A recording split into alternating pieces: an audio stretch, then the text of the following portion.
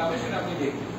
কিন্তু যদি শক হইলো মানে তার শরীরের ভিতরে কারেন্টটা ঢুকলো কিন্তু তার শরীর থেকে ব্লিডিং হচ্ছে কিনা আপনি সেটা বুঝতে পারছেন না, কিন্তু তার প্রেশার পালস কিছু পাচ্ছে। ওই যে ইলেকট্রিকটা তারা এমন ভাবে শক করছে যে শর্ট করার কারণে সে শকে চলে গেছে, ঠিক আছে।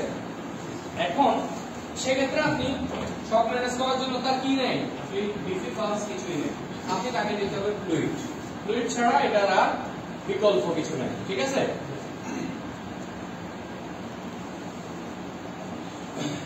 হার্টম্যান কেমন, হার্টম্যান সলিউশন 1 লিটার তেল সাথে যে প্লাজমা সল্ট, প্লাজমা সল্ট 500, এই দুইটা মিলেই কিন্তু প্রেসার বাড়াবে। দুই হাতে দুইটা ক্যানোলা করে দুইটা স্যালাইন রানিং দিয়ে দেয়।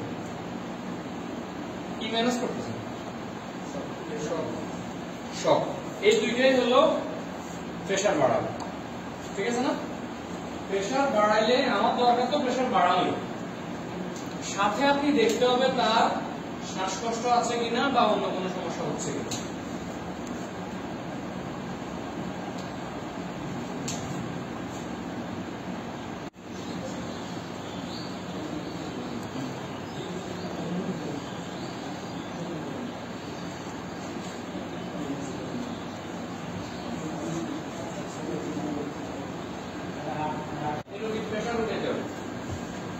দুইটাই রানিং দিবে, দুইটা রানিং দেওয়ার পরে আসতেছি সবই বলতে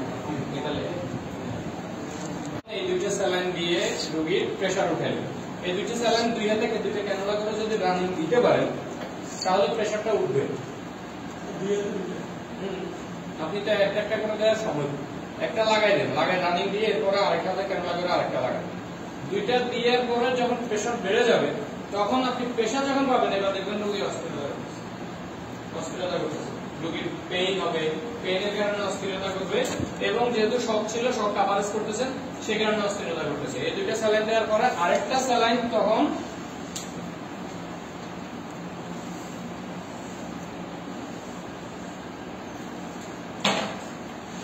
দুইটা দিলাম তো রানিং দেওয়ার পরে যখন রোগীর অস্থিরতা করবে তখন একটা ইয়ের মধ্যে হার্টম্যানের মধ্যে 1 অ্যাম্পুল সিডিল দিয়ে 30 ড্রপে লাগাই রাখবেন।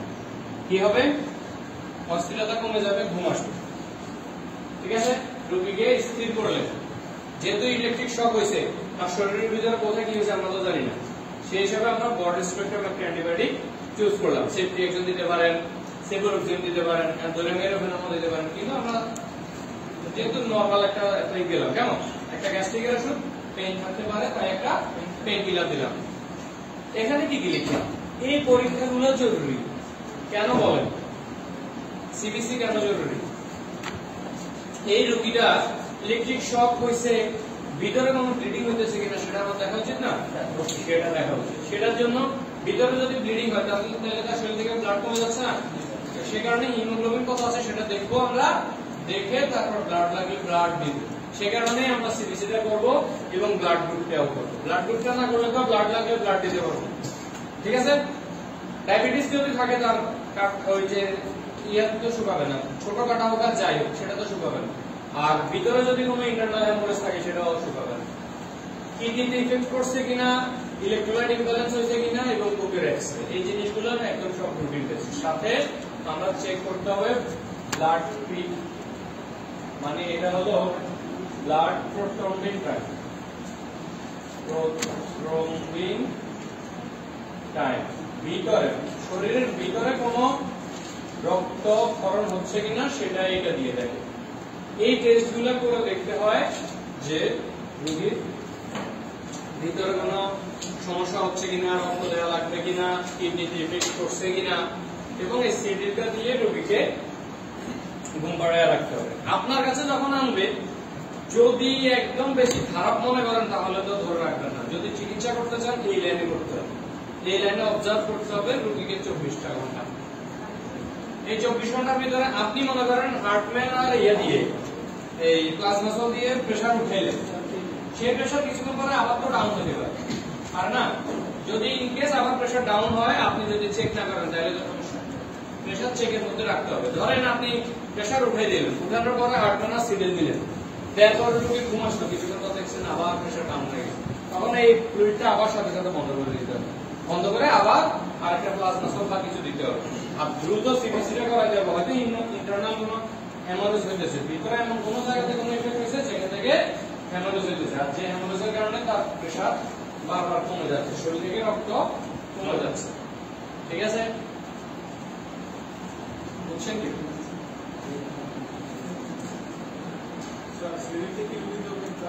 স্যালাইন দিয়ে প্রেসার বাড়ায়া রেস্টে আনবে। যদি রেস্টলেস কমে যাওয়ার পর আবার প্রেসার কমে যায়, তাহলে এই স্যালাইনটা আবার বন্ধ করে প্লাজমা সেল আরেকটা দিলে দ্রুত সিবিসি করার ব্যবস্থা করে দেখতে হবে যে তার ইন্টারনাল হেমোরেজ হচ্ছে কিনা। যদি হয় তাহলে রক্ত দেওয়ার ব্যবস্থা করতে হবে। রক্তের পরিবর্তে রক্ত না দিলে প্রেসার মেইনটেনেন্সে আসবে না। একটা অ্যান্টিবায়োটিক, গ্যাস্ট্রিকের ওষুধ, ব্যথার ওষুধ রাখলাম। আমার এই রোগী যদি সিডিলে সেটেল হয়ে যায় তাহলে আর কোনো ওষুধ লাগতেছে না। মিনিমাম 12 ঘন্টা পর্যন্ত খাবার বন্ধ।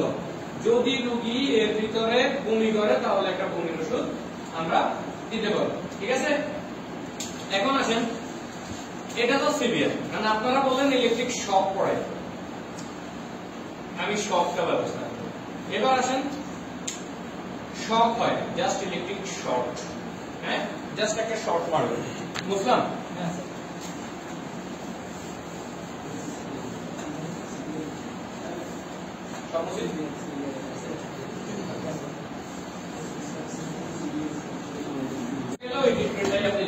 আর যদি শকে না যায়, ধরেন রোগী সেটেল আছে, ওই যে বললাম যে রোগী সেটেল আছে, আপনার কাছে এসে বললো যে আমার কাছে দুর্বল লাগছে, এই দুর্বল লাগার জন্য আপনি তার একটা স্যালাইন দেন, আর বাকি সব হলো মুখে ওষুধ।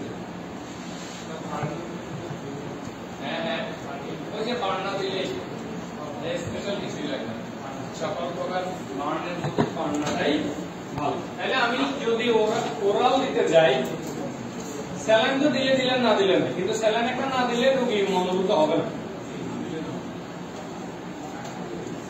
ঠিক আছে, কি কি দিতে পারবেন? B54 দেন, আর কি দিতে পারবেন? হ্যাঁ, দিবেন, দরকার কি? ইয়ে দিই, এসকোসন দিই, মানে সিভিট দিই, এটা দেন, রক্সাডেক্স একটা আইভি দেন, আলাদা দেন, ড্রিপের মধ্যে দরকার। ঠিক আছে, এই ক্ষেত্রেও আপনি একটা রক্সাডেক্স দিতে পারেন, স্টেট ডোজ। ঠিক আছে,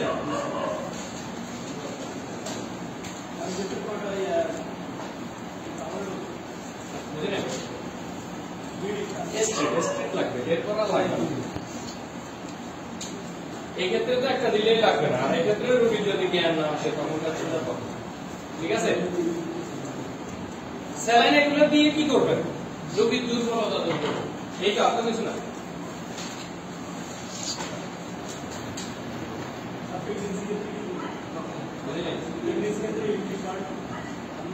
স্যালাইন দেন, আপনি চাইলে এগুলো সব দিতে পারবেন, এখানে কোনোটাই প্রেগন্যান্সির ক্ষেত্রে নেগেটিভ না,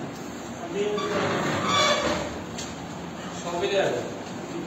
আগে ট্রিটমেন্টটাও যা দিচ্ছেন, শুধু রোলাক্স ছাড়া সব দেওয়া যায়। কোনটা? কেমনে? ডায়াবেটিসের রোগীর ক্ষেত্রে একদিন বলছিলাম কি স্যালাইন?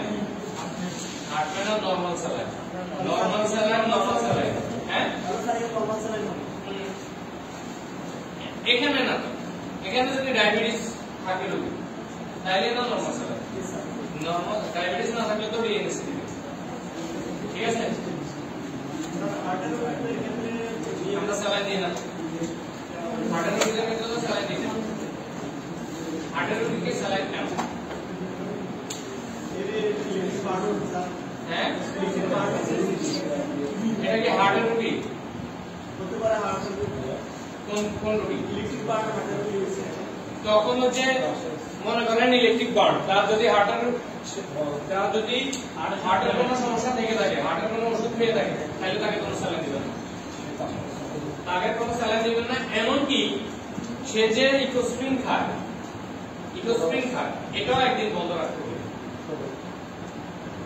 হার্টের রোগীরা ইকোস্প্রিন খায়, ইকোস্প্রিন একদিন বন্ধ রাখতে হবে। এগুলো একদিন মনে রাখতে হবে। কারণ যদি তার শরীরের ভিতরে এমন কোথাও কোনো ক্ষত লেগে যায় সেখান থেকে ব্লিডিং শুরু হবে। বুঝতে পারছি? তারপর আপনি জানেন কিছুই লাগবে না, একটা অ্যান্টিবায়োটিকের একটা পেইন কিলার দিয়েছেন, সিবিকজিন দেন, আইভি দিলে সেফটি অ্যাকশন দিলাম।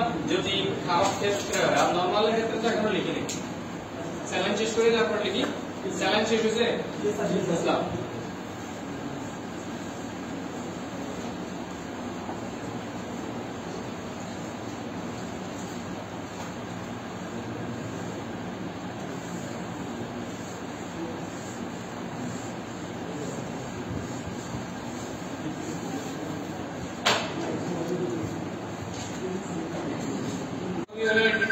শুধু প্রেগন্যান্সি ছাড়া, হ্যাঁ মানে শখে না, প্রেগন্যান্সি হলে বাদ যাবে কোন কারণে, এটা বাদ যাবে, ট্রানজিটের মান হবে না। ঠিক আছে, ঘুমের ওষুধে তখন সিডিল আপনি চাইলে দিতে পারেন, তবে প্রেগন্যান্সি হলে আমরা 12 মিনিট দিই। ঠিক আছে,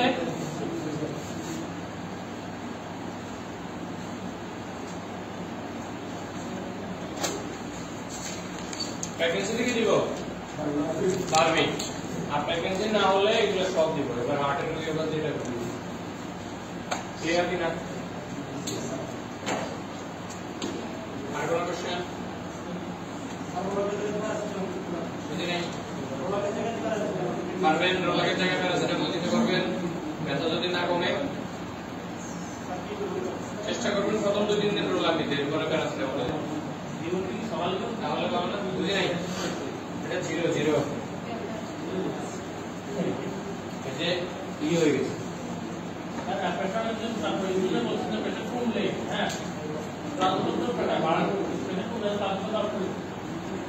না আপনি তো একটা রানিং দিয়ে দিলেন, বাড়ক না, বাড়াচ্ছে। আপনি তো প্রেশার নাই অবস্থায় প্লাস মাসল দিলেন, না থাকা অবস্থায় প্লাস মাসল দিলে কত বাড়বে? নাইলে 100-120 হবে, এর বেশি হবে। যখন আবার বন্ধ করে দিয়ে তখন মাপতে হবে যে কমে যাচ্ছে কিনা। বুঝতে পারছেন? যখন শেষ হয়ে গেলে তখন দেখবেন কোথায় কথা হবে। হ্যাঁ হ্যাঁ পড়ে গেছে, বাড়না লাগে। আর অ্যান্টিবায়োটিক আছে কিনা কাভার হয়ে যাবে না? হয়ে যাওয়ার কথা। সাথে সিবিড দিবেন, আরো কাভার হয়ে যাবে। হ্যাঁ প্রতিদিন 2-3 বার করে। ঠিক আছে, যাবে যাবে। আপনি চাইলে সিবিক্সিনের জায়গায় ক্লাবুসেবল দিতে পারেন। ঠিক আছে, অ্যান্টিবায়োটিক চয়েসের ক্ষেত্রে আমরা একটা চয়েস করলাম, এটা আপনি চাইলে যে কোনোটাই চয়েস করতে পারেন। আপনি চাইলে সাথে ডুপ্লক্স দেন বা ক্লিন্ডামাইসিন দেন, অথবা এটার সাথে সিপ্রো দেন, আমি কারণ দেয়া যাবে।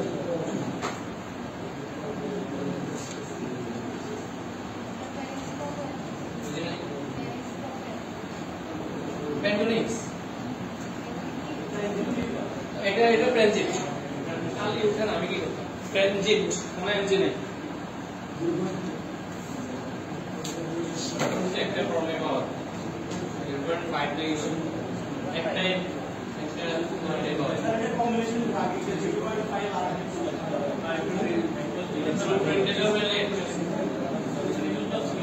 আর কিছু